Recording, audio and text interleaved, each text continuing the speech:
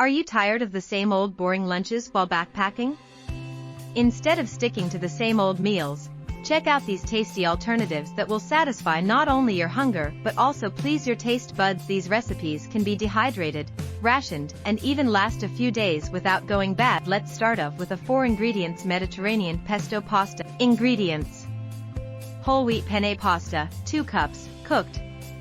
Pesto sauce, 2 spoonfuls. Parmesan cheese, personal preference.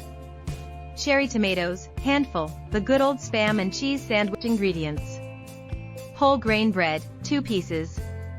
Spam, 1 slice.